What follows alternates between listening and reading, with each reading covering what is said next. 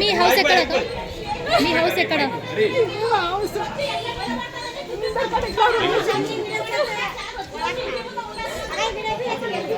మీరే హైట్ చేసుకున్నారు కదా, మొత్తం చేసుకున్నందుకోసం గుంత పడింది. అదే కాలువలు సరిగ్గా లేవు, అసలు నిండిపోవాడ పోయి నేనే తీయాల కాలువలు సరిగ్గా రాదు అసలు తెలుసా. కాలువలు వస్తాయి గుడిలో అది హైట్ ఆయా అక్కడ ఎంత అయితే ఇల్లు పోవు. ఇది పెట్టిన టెండర్ పెట్టినారు. టెండర్ కావాల్సింటే నన్ను లిస్ట్ మీద పెట్టే ఈ డోర్ నెంబర్ సార్ ఉంటే గాయలింగ ఇంటి దగ్గర పెట్టినారు. తల్లి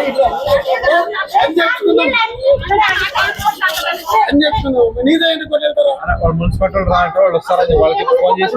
కమిషనర్ చేయాలా చెప్పు. మరి రేపు పొద్దున్న దొరుకుతా కమిషనర్ మీ బాధలు చెప్పండి. చెప్పాడా ఇప్పుడు నువ్వు ఏడితే వాళ్ళు ఏమనుకుంటారు?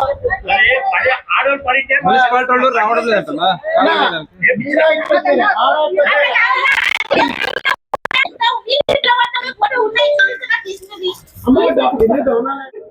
ఈ కార్యక్రమం రాష్ట్ర వ్యాప్తంగా 175 నియోజకవర్గాల్లో తెలుగుదేశం పార్టీ ఆధ్వర్యంలో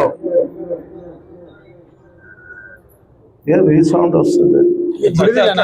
రాష్ట్ర వ్యాప్తంగా ప్రతి గ్రామంలో ప్రతి వార్డులో ఆ నియోజకవర్గంలో ఉన్న తెలుగుదేశం పార్టీ నాయకులు కార్యకర్తలు అందరూ కూడా ఇంటింటికి పోయి మన ప్రభుత్వం ఇప్పటి వరకు ఏం చేశాం, రాబోయే రోజుల్లో ఏం చేస్తామనేది వివరంగా ప్రజల దగ్గరకు పోండి అని మన నాయకుడు మన అధినేత చంద్రబాబు నాయుడు గారి ఆదేశాల మేరకు మనము ఈ 18 రోజులు అయింది. మధ్యలో 2 రోజులు మొహరం పండుగ సందర్భంగా, నిన్న అమావాస్య సందర్భంగా 15 రోజుల నుంచి మన నాయకులు కార్యకర్తలు అందరూ కూడా తిరగడం జరుగుతూ ఉంది. మరి జిల్లాలో అందరూ 2వ తారీఖు మొదలు పెడితే మనం 7వ తారీఖు మొదలు పెట్టాం.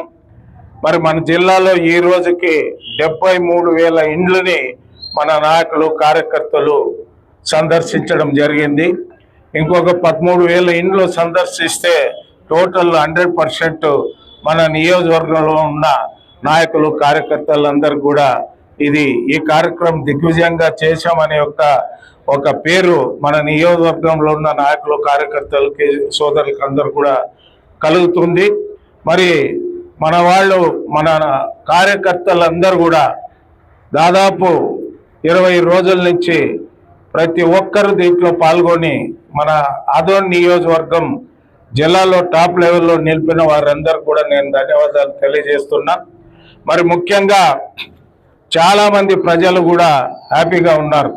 ఎక్కడ కూడా గవర్నమెంట్ పైన కానీ మరి చంద్రబాబు నాయుడు గారి పైన కానీ ఎక్కడ వ్యతిరేకత అనేది ఎక్కడ కనపరచలేదు. మరి రేపు రాబోయే రోజుల్లో కూడా అక్కడక్కడ కొంతమంది వితంతు పెన్షన్లు రాలేదు మాకని అంటున్నారు. మరి నిన్ననే దాదాపు 1,13,000 మందికి వితంతు పెన్షన్లు కూడా తొందరలోనే ఇవ్వడం జరుగుతుంది. ఎందుకంటే గత ప్రభుత్వం హయాంలో కూడా మరి 2 ఏళ్ళు లాస్ట్లో వితంతు పెన్షన్లు అన్ని పెండింగ్లో ఉన్నాయి. దాదాపు 3 సంవత్సరాల నుంచి పెండింగ్ ఉన్న వితంతు పెన్షన్లు అన్నీ కూడా మ్యాక్సిమంగా 1,13,000 వితంతు పెన్షన్లు కూడా ఇవ్వడానికి ప్రభుత్వం నిర్ణయం చేయడం జరిగింది. ఈ ప్రభుత్వంలో ఏదైతే ప్రజలకి హామీలు ఇచ్చామో హామీలన్నీ అంచెల వారీగా ఇవ్వడానికి ప్రభుత్వం కృతనిశ్చయంతో ఉంది. మరి రేపు ఆగస్టు 15వ తేదీ నుంచి మన ఆంధ్ర రాష్ట్రంలో ఉన్న స్త్రీలందరూ కూడా వారి వారి జిల్లాల్లో ఎక్కడైనా ఆర్టీసీ బస్సులో ప్రయాణం చేస్తే ఉచితంగా వాళ్ళు టికెట్ తీసుకోవాల్సిన అవసరం లేదు. అది దానికి నెలకి 250 కోట్ల ప్రభుత్వానికి ఖర్చు అవుతుంది.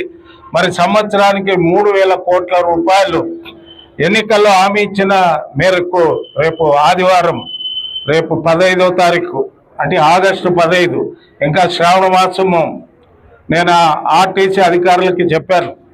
శ్రావణ మాసం ఉంటుంది, మరి సోమవారం గురువారము బస్సు టికెట్లు ఫ్రీ కాబట్టి మీరు తట్టుకునే దానికి బస్సులు ముందే జాగ్రత్తగా ఎక్కువ బస్సులు వేసుకోవాల్సిన అవసరం ఉంటుంది.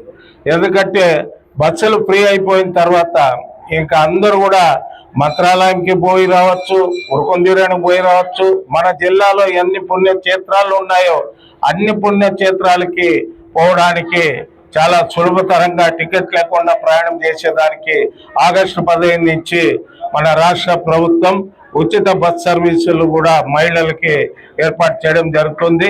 ఇదే రకంగా ఏవైతే హామీలు ఇచ్చామో అవన్నీ కూడా తొందరలోనే ఏమైనా బ్యాలెన్స్ ఉన్నా కూడా అవన్నీ కూడా నెరవేర్చడానికి మన నాయకుడు చంద్రబాబు నాయుడు కృతనిశ్చయంతో ఉన్నాడు.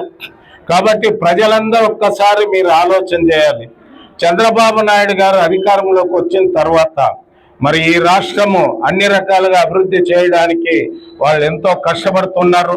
మరి ఈరోజు రాత్రికో రేపో మరి సింగపూర్ కూడా ఈ రాష్ట్ర అభివృద్ధి కోసం సింగపూర్ ప్రభుత్వంతో చర్చించడానికి లోకేష్ బాబు, మరి మన జిల్లా మంత్రి అయిన టీజీ భరత్ గారు, మున్సిపల్ మినిస్టర్ నారాయణ గారు, మన నాయకుడు చంద్రబాబు నాయుడు గారు వాళ్ళందరూ కూడా సింగపూర్ 6 రోజులుండి మరి ఎన్నో రకాలుగా ఈ రాష్ట్రాన్ని ముందు తీసుకోవడానికి వాళ్ళు కష్టపడుతున్నారు.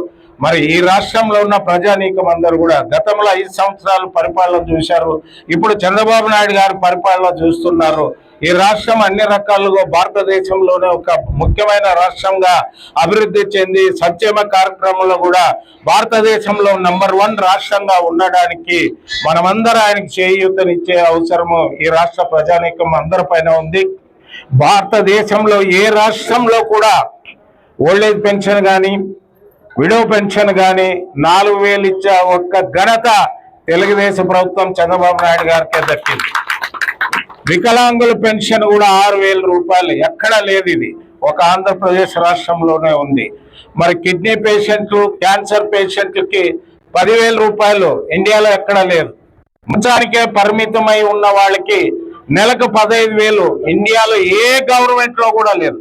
ఒక ఆంధ్రప్రదేశ్ చంద్రబాబు నాయుడు గారి పరిపాలన ఉన్న ఈ రాష్ట్రంలోనే ఉంది.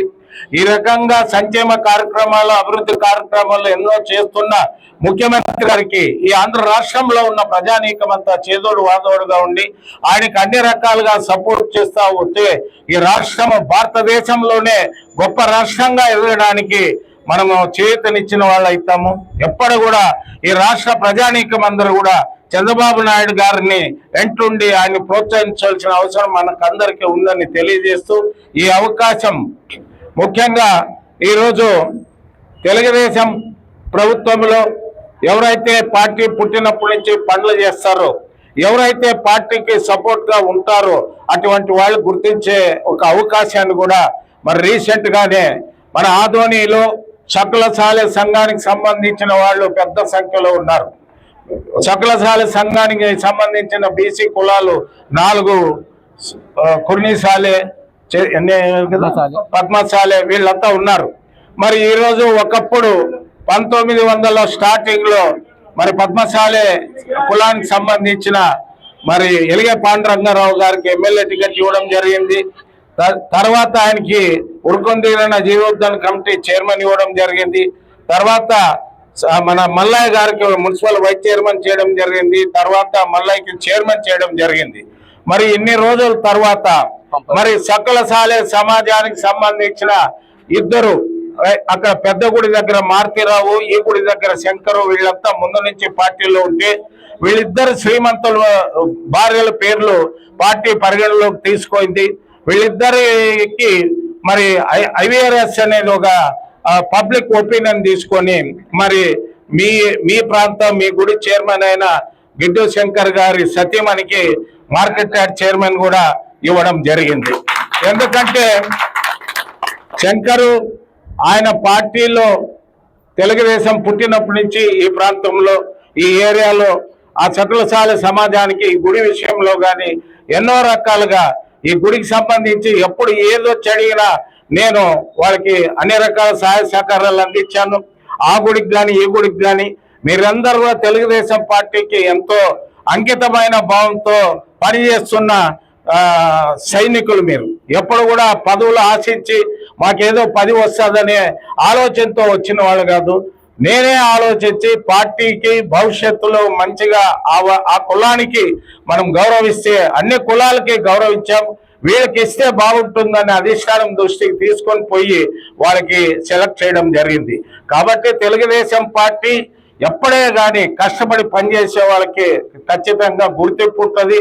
నా విషయంలో నేను ఎప్పుడు పార్టీ కష్టపడి పనిచేసిన వాళ్ళందరినీ పైకి తీసుకొని రావడానికి నా శాశ్వతలో కృషి చేశాను, గతంలో చేశాను, ఇప్పుడు చేస్తా. నా బొందిలో ప్రాణం ఉన్నన్ని రోజులు కార్యకర్తలకి బాగోగుల గురించి కృషి చేస్తా. ఆ రకంగా నన్ను పార్టీని ఆహ్వానిస్తున్న సోదరుమణులందరికీ మరొకసారి నేను ప్రత్యేక ధన్యవాదాలు తెలియజేసుకుంటున్నాను. చంద్రబాబు నాయుడు గారు